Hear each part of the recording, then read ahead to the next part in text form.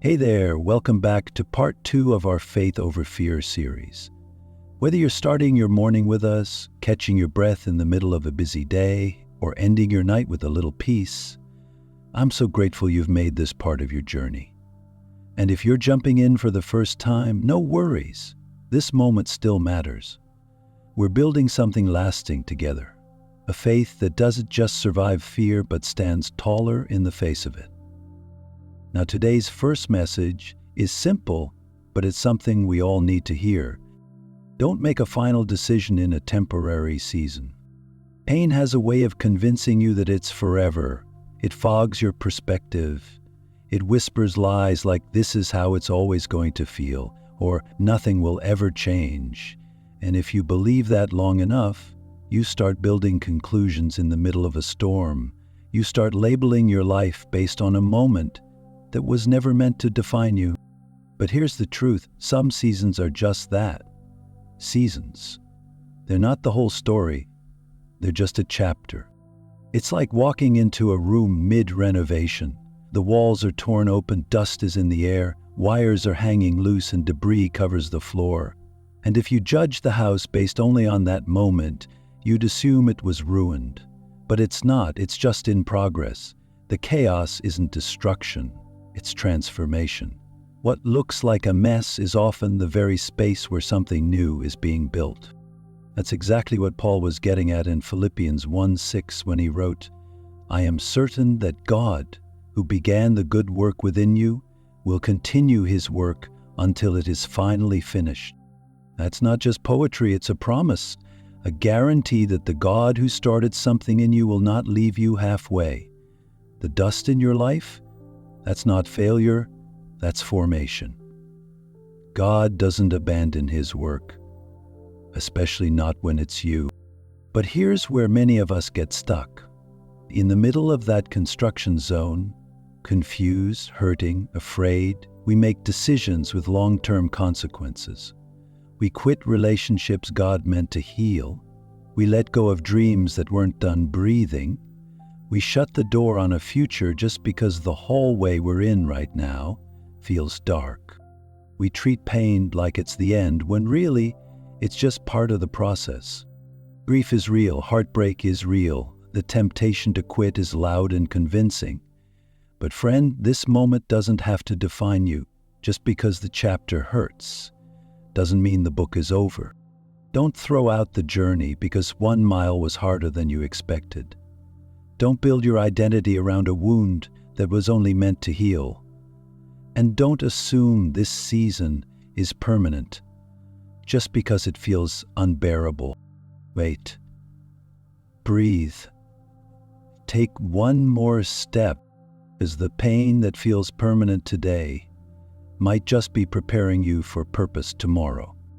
God is still building, and when he's building, what looks broken may actually be the blueprint for something beautiful. And while we're talking about what God is building, here's another truth we've got to face. Faith doesn't speak loudest when life is easy. It doesn't shout the clearest when everything's going well. It actually gets its volume, its depth, when life gets hard. You know what I've realized? It's easy to talk about faith when the sun is shining, when the bills are paid, when the answers come quickly. But real faith, faith that lasts, isn't proven in the sunshine. It's proven in the silence, in the stillness, in the seasons when nothing seems to move and God seems far away. It shows up when everything feels still, when the prayers go quiet, when the job falls through, the diagnosis drops, the loneliness creeps in, and the silence gets loud. That's when faith stops being a word you say and becomes a choice you make. You see, faith isn't like a floodlight that lights up the entire landscape. It doesn't show you the full plan, the end result, or how everything is going to work out. And that's what we want, isn't it? We want to know the 5-year plan. We want to see the guarantee before we move. But that's not how God works. Faith is more like a flashlight. It only gives you enough to see the next step, not the whole road, not the final destination, just the next step, and that has to be enough. Because here's the truth. When you walk with the little bit of light you do have, more light comes. You don't need full clarity to obey. You just need enough courage to trust. You don't have to know the outcome. You have to trust the one who does. That's why 2 Corinthians 5:7 says we walk by faith, not by sight. That's not just a slogan, it's a strategy. It's how we keep moving when our feelings are paralyzed. It's how we show up in the dark and say, God, I can't see the end, but I believe you're still here. Faith isn't the absence of fear, it's the refusal to let fear drive the car. Faith doesn't wait for full understanding, it moves with partial light. Faith doesn't always feel loud, it often whispers, I'll go anyway. So today, if your heart is heavy, if the road is dim, if the answers haven't come, this is still faith, right here, right now, with the flashlight, with the next step, with the willingness to believe even when it's hard to see, because faith doesn't shout when life is easy. It speaks loudest in the dark. All right, let's move into the final point I want to leave you with today. We've talked about how we shouldn't make final decisions in temporary seasons. We've looked at how faith speaks loudest not when life is easy, but when it's hard. But there's one more truth that ties it all together. Strong faith isn't just about holding on, it's about knowing when to let go. If holding on through hardship builds endurance, then letting go when life shifts builds wisdom. And life will shift. It's not a maybe, it's a guarantee. People will leave, plans will fall apart, opportunities you thought were permanent will disappear. And sometimes the hardest part of faith isn't waiting, it's releasing. The truth is, God never promised the path wouldn't change. He just promised He'd stay on it with you. But that's where spiritual maturity matters. You don't brace for the wind during the storm, you prepare before it hits. And maybe it's not just about bracing, maybe it's about listening. Like a manual car, you can't stay in the same gear forever. Try to accelerate in first gear, the engine screams. Climb a hill in fifth gear, the car stalls. You've got to shift, release, move with the rhythm. That's what strong faith does. It doesn't stay stuck just because something used to work. It listens for God's cue and lets go when it's time. And if you're wondering whether the Bible backs this up, look at Abraham. When God first called him, there was no 10-year plan, no map, no bulletproof strategy. Just one simple instruction. Leave your country, your people, and your father's household, and go to the land I will show you. That's it. Leave what's familiar. Let go of what's comfortable. Trust the one who sees the destination, even when you don't. God didn't show Abraham the whole picture. He gave him the next step. And Abraham didn't argue. He didn't stall. He didn't wait for full clarity. He moved. Not because he saw everything, but because he trusted the one who called him. And let's be honest, that's hard. It's hard to walk away from what's known, hard to step into the unknown without a guarantee. But Abraham shows us the blessing isn't just in the destination. It's in the obedience to shift when God says move.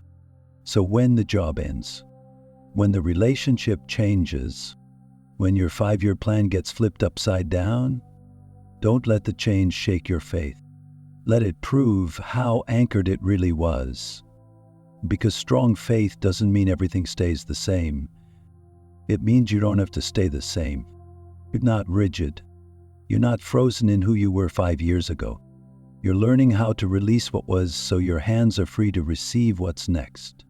That's not weakness, that's strength. That's not lost. That's alignment. Faith that can't move is brittle.